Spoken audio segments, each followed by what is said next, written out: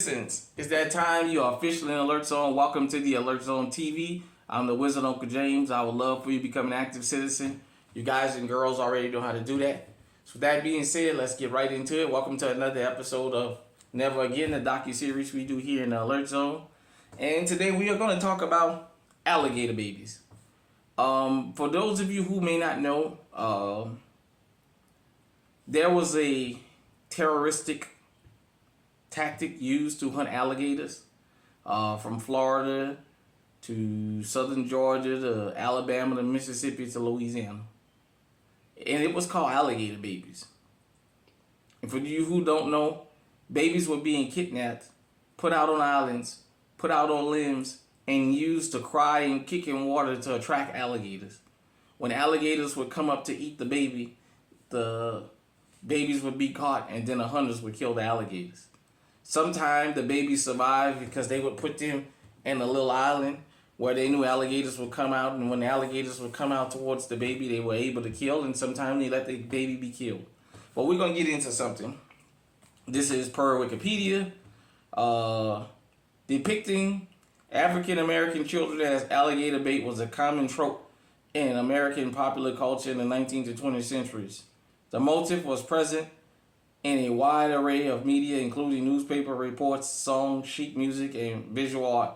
There is an urban legend claiming that black children or infants were in fact used as bait to lure alligators, although this is no meaningful evidence that children of any race were ever used for this purpose.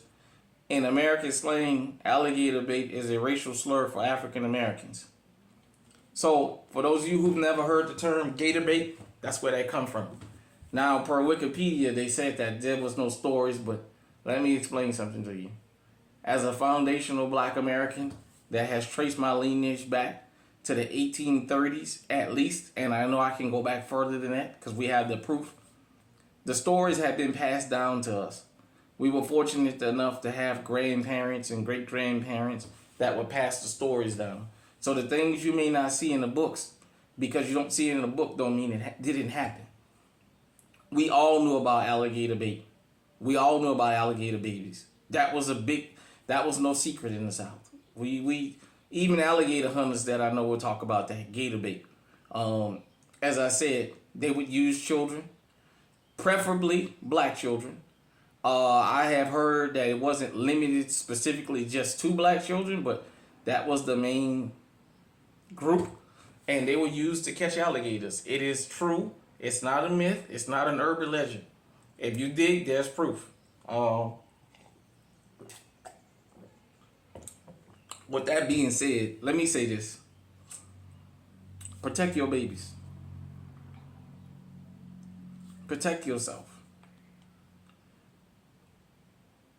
You know, we talk about American history, the good. We talk about the bad, but we hate to talk about the ugly.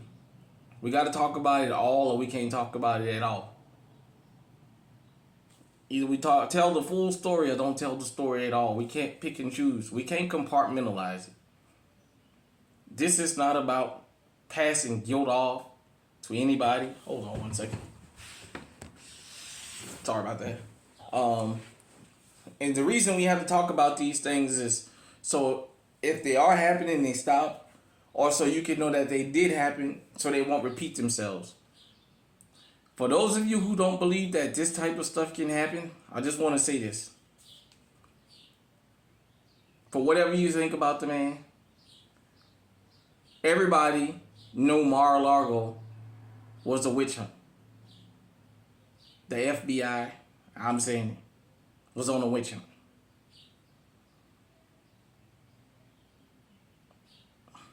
The whole country had watched this happen to us. But nobody in a million years ever thought that this would happen to a former president, and it happened.